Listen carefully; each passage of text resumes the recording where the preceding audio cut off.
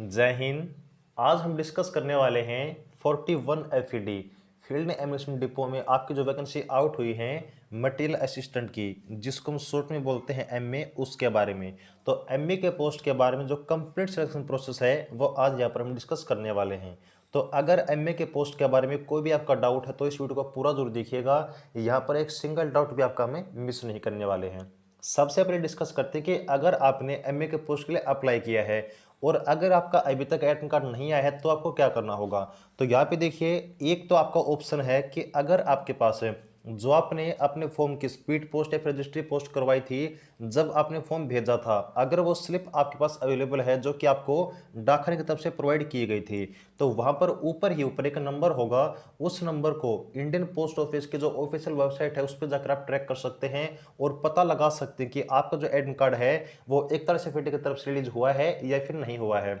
और अगर वो स्लिप आपके पास अवेलेबल नहीं है तो आपको क्या करना होगा, वेट करना होगा। और अगर डिस्पैच दिखाने के बाद भी आपका जो एडमिट कार्ड है अपने घर पर नहीं पहुंचा है तो भी आपको वेट करना होगा, क्योंकि इसमें ना तो एक तरह से FED कुछ कर सकता है और ना ही कुछ आप कर सकते हैं, ना ही कुछ हम कर सकते हैं। ये जो जिम्मेवारी है केवल आपकी पोस्ट ऑफिस की है। तो वेट कीजिएगा, एडमिट कार्ड सबका आएगा, क्योंकि जो एक तरह से FED है ना उसने परसेंटेज का कोई भी क्राइटेरिया आपका नहीं रखा है। तो वेट कीजिए, थोड़ा सा पेशेंस रखिए, एडमिट कार्ड सभी के आ जाएंगे। अब बात करते हैं कि अगर आपको जो एडमिट कार्ड है आ चुका है तो अब आगे किस किस स्टेप से आपको गुजरना पड़ेगा वो देखिए। तो सबसे पहले देखिए, अगर आपका एडमिट कार्ड आ चुका है तो आपको जाना कहाँ पे है। सबसे बड़ा डाउट आपका ये बना हुआ है, क्योंकि बहुत सारे ऐसे कैंडिडेट हैं जिनके डाउट आ रहे थे कि उनके एडमिट कार्ड में लोकेशन नहीं दी गई है। तो लोकेशन किसी को भी आपको जो है एक्स्ट्रा अलग से प्रोवाइड नहीं की जाएगी। एडमिट कार्ड के जो आपकी फोटो लगी है उस फोटो के पास में जो आपका एड्रेस है एक तरह से FED का वो दिया हुआ है। तो एक तरह से FED आपका रहने जो आप कहाँ पर रहने वाला है, ये आपका लेह में होने वाला है। कहाँ पर होगा, लेह में। तो लेह में जाना है आपको और लेह में जाने के बाद आपको जो एक तरह से FED सेंटर है वहां पे पहुंचना है। अब सबसे पहले आपको किस स्टेप से गुजरना पड़ेगा, अगर आपने MA के लिए अप्लाई किया है तो वो आपको गुजरना पड़ेगा रिटन एग्जाम में। क्या एक तरह से FED की जो MA के पोस्ट है उसमें आपका फिजिकल होगा या फिर नहीं होगा। तो देखिए, MA के पोस्ट के लिए आपका ना तो कोई फिजिकल होगा, ना आपकी कोई हाइट चेस्ट वेट वगैरह कुछ भी मेजर नहीं किया जाएगा। ओनली आपका सबसे पहले रिटन एग्जाम होगा। अब बात करते हैं रिटन एग्जाम का प्रोसेस क्या है, उसका सिलेबस क्या है, इसका एग्जाम पैटर्न क्या है। तो यहाँ पे देखिएगा, जो भी डाटा आपको हम प्रोवाइड करवाने वाले हैं वो बिल्कुल ऑफिशियल, जो कि एक तरह से FED नोटिफिकेशन में दिया है वहीं सब कुछ आपको हम बताने वाले हैं। तो यहाँ पे देखिए, सबसे पहले बात करते हैं वैकेंसी के बारे में। तो जब हम थोड़ा सा नीचे की तरफ देखते हैं तो नंबर 3 पे जो है आपकी MA के पोस्ट के बारे में जानकारी दी हुई है। यहाँ पे देखिएगा कि आपके जो MA की पोस्ट है उसको टोटल वैकेंसी कितनी है। टोटल वैकेंसी आपकी 19 है। कितनी वैकेंसी है टोटल, 19 वैकेंसी है। अगर बात करें कैटेगरी वाइज वैकेंसी कितनी है, तो जनरल के लिए आपके टोटल 8 वैकेंसी हैं, OBC के लिए 5 वैकेंसी हैं, SC कैटेगरी के लिए 3 वैकेंसी हैं, ST के 1 और EWS के लिए 2। तो टोटल मिलाकर आपकी 19 जो वैकेंसी है यहाँ पर बनने वाली है मटेरियल असिस्टेंट की पोस्ट के लिए। अगर बात करें पे स्केल, तो बहुत ही अच्छी खासी सैलरी आपकी रहने वाली है। 29,200 से आपकी स्टार्टिंग सैलरी है और कहां तक जाने वाली है, 92,300, यानी कि 1 लाख के आसपास आपकी सैलरी है पहुंचने वाली है। कहां से स्टार्ट होकर, लगभग आपकी 30,000 से स्टार्ट होकर। तो जो सैलरी है उसके बारे में आपको दिक्कत नहीं लेनी है, बहुत अच्छी खासी जो एक पैकेज आपको मिलने वाला है। अगर बात करें क्वालिफिकेशन के बारे में, तो क्या आपने जो क्वालिफिकेशन लगवाई थी जब आपने फॉर्म फिल किया था, तो उसमें अगर आपने क्वालिफिकेशन को गलत फिल कर दी है तो क्या आपकी दिक्कत आ सकती है। तो एक बात आप यहीं पर नोट कर लीजिए कि अगर आपका एडमिट कार्ड आ चुका है ना, तो आपका जो क्वालिफिकेशन है बिल्कुल सही है। आपने जो क्वालिफिकेशन लगाई थी वो आपकी वैलिड है। अब क्वालिफिकेशन के बारे में कोई दिक्कत आपको नहीं लेनी है। अब चलिएगा आगे, जो प्रोसेस आपकी होने वाली है वो कौन सी होगी, वो होगी आपके रिटन एग्जाम की। तो रिटन एग्जाम के बारे में यहाँ पर आपको क्या नोटिफिकेशन में बताया गया है, चलिए वो देखिएगा। रिटन एग्जाम के बारे में डिस्कस करने से पहले आपका फिजिकल होगा या फिर नहीं होगा, इसका जो नोटिफिकेशन में सबूत है वो आप देख सकते हैं। पॉइंट नंबर 8 पे सबसे पहला जो आपका नंबर दिया हुआ, सीरियल नंबर, वो आपका MA के बारे में दिया हुआ है, जिसके बारे में आपका लिखा हुआ है NA। यानी कि यहाँ पर कोई भी आपको जो PST है, फिजिकल स्टैंडर्ड टेस्ट, आपका जो PET है, फिजिकल एफिशिएंसी टेस्ट, या फिर आपका PST है, फिजिकल स्टैंडर्ड टेस्ट, वो कुछ भी आपका MA के पोस्ट के लिए यहाँ पर कंडक्ट नहीं किया जाएगा। यानी कि ना तो कोई आपकी रेस होगी, ना कोई आपकी हाइट चेस्ट वेट वगैरह कुछ भी मेजर नहीं होने वाला है MA की पोस्ट के लिए। तो ये सबसे बड़ा यहाँ पर एक जो है फायदा आपको मिलने वाला है। अब यहाँ पे देखिएगा आपका जो रिटन एग्जाम होने वाला है उसके बारे में जो भी यहाँ पर कंप्लीट इन्फॉर्मेशन है वो यहाँ पे दी गई है। सबसे पहले बात करते हैं कि एमए के लिए आपका जो एग्जाम होने वाला है उसमें जो क्वेश्चन आपको देखने को मिलेंगे उसका लेवल किस प्रकार का रहेगा। तो वो देखिएगा नंबर ए पे लिखा हुआ है written test will be of graduation standard basis, किसके लिए, एमए के लिए।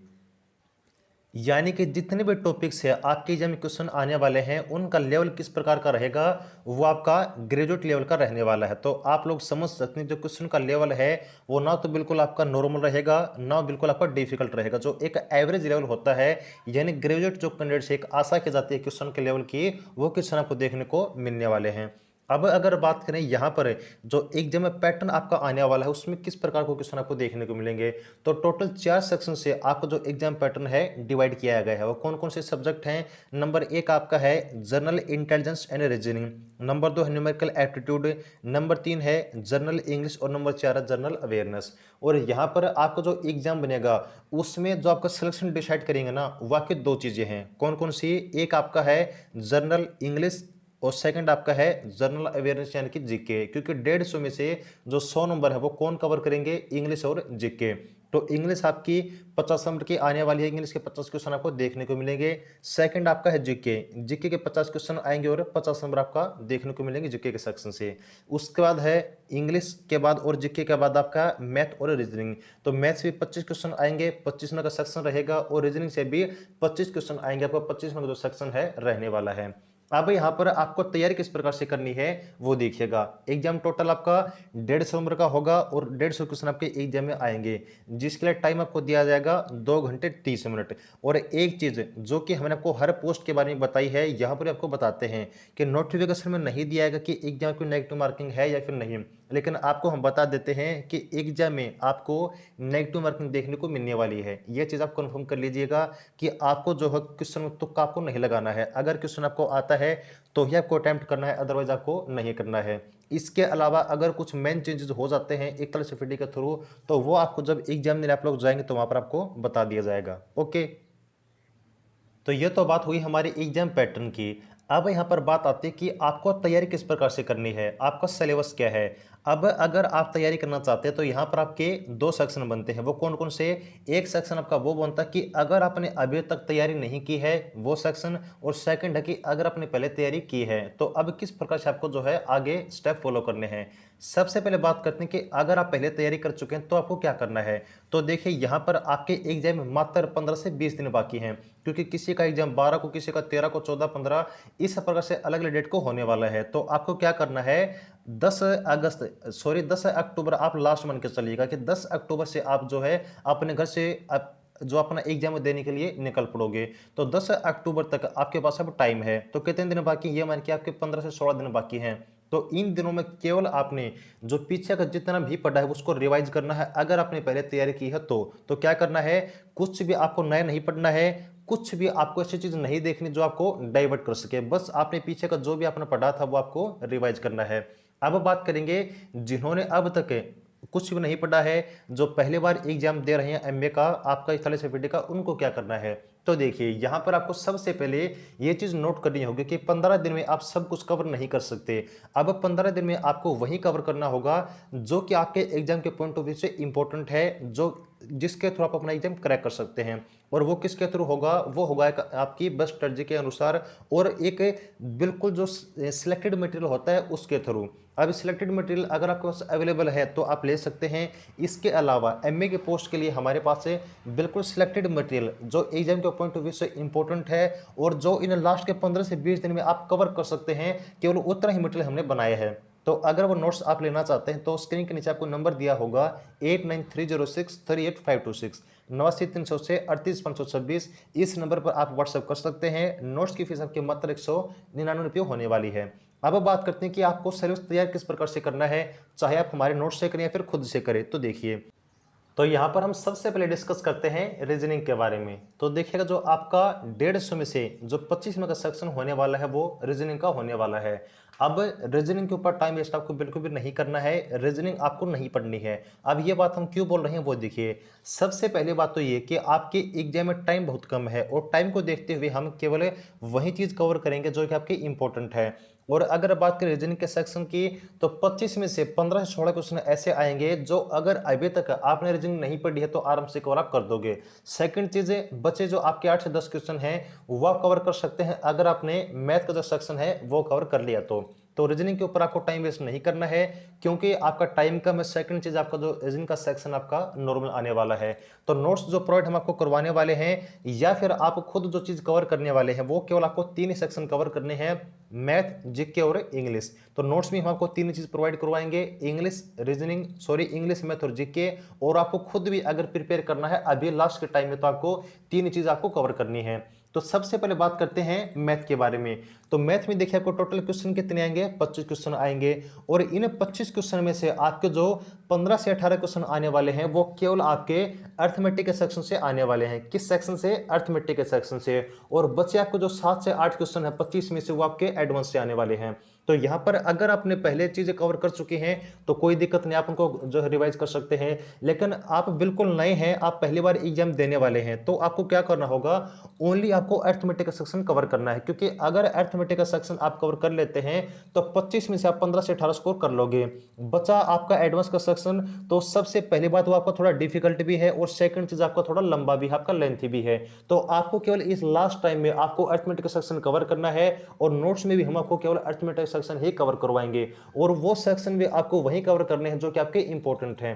ठीक है, तो नोट्स में देखिएगा आपको जो इंपॉर्टेंट सेक्शन है वो हम कवर करवा देंगे। अगर आप खुद से प्रिपेयर करते हैं तो भी आपको एडवांस पर टाइम वेस्ट नहीं करना है, ओनली आपको अरिथमेटिक कवर करना है। यह बात हो गई आपकी मैथ की। इसके बाद हम बात करते हैं इंग्लिश के बारे में। तो यहां पर जो मेन फोकस आपको करना है ना वो इन 2 चीजों पे करना है, एक आपका इंग्लिश, सेकंड आपका जीके।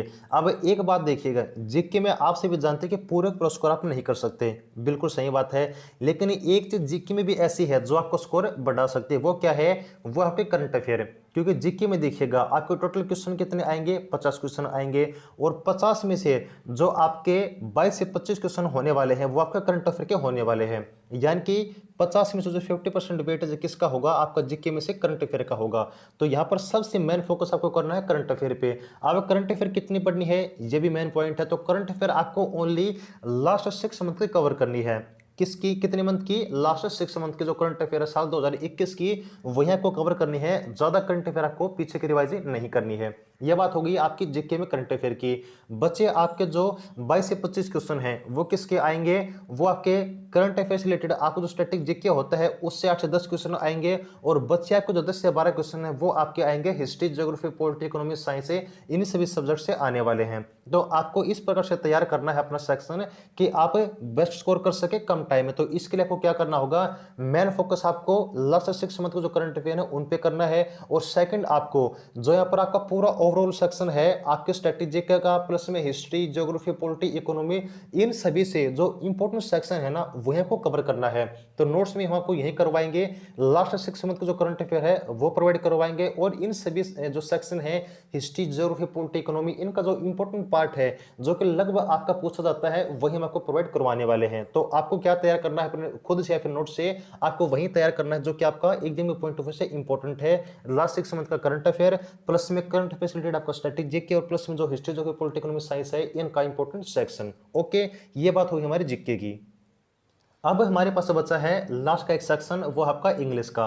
अब इंग्लिश के क्वेश्चन कितने आएंगे, 50 क्वेश्चन आने वाले हैं। तो इन 50 में से आपका देखिएगा 2 सेक्शन में पार्ट डिवाइड होने वाला है इंग्लिश का। एक आपका है वोकैब का सेक्शन और सेकंड आपका है ग्रामर का सेक्शन। अब बात करें ग्रामर का जो सेक्शन है वो आप आसानी से कवर कर सकते हैं कितने दिन में, लास्ट के 10 से 15 दिन में। क्योंकि जो इंग्लिश है ना, इस जो ग्रामर का सेक्शन है इंग्लिश में वो आपका नॉर्मल है, आप एक बार में कवर कर सकते हैं अगर आपने अच्छे से उसको रिवाइज कर लिया तो। अब बात करें वोकैब के सेक्शन की, तो यहाँ पर जो वोकैब का सेक्शन है वो आपका अनलिमिटेड है, उसका अंत नहीं, आप चाहे कितनी भी वोकैब याद कर लें वो आपके खत्म नहीं होने वाली है। तो हमें करना क्या है, हमें केवल सिलेक्टेड वोकैब ही याद करनी है। अब यहाँ पर जो नोट्स आपको हम प्रोवाइड करवाने वाले हैं उसमें हमने जो प्रीवियस आपका पैटर्न है उसी के आधार पर प्लस में जो आपका करंट में जो कि आपका पैटर्न चल रहा है, जो ट्रेंडिंग में आपकी चीजें हैं वोकैब को लेकर, वही आपको हम प्रोवाइड करवाने वाले हैं। तो आपको जो मेन फोकस है किसके ऊपर करना है, ग्रामर के ऊपर करना है, प्लस में जो वोकैब आपकी इंपॉर्टेंट है वही आपको कवर करनी है। तो यहाँ पे जो है सबसे मेन फोकस इंग्लिश में नंबर 1 आपका ग्रामर के सेक्शन पे, प्लस में जो सेकंड पोर्शन है वोकैब का उसमें कौन कौन से सब्जेक्ट आने वाले हैं, कौन कौन से आपके जो है पार्ट आने वाले हैं, उसमें वोकैब में सिनोनिम, एंटोनिम, वन वर्ड और आपका इडियम फ्रेजेस। तो ये 4 चीज आपको कवर करनी है अच्छे से, ठीक है। तो ये चीज आपकी हो गई इंग्लिश के बारे में।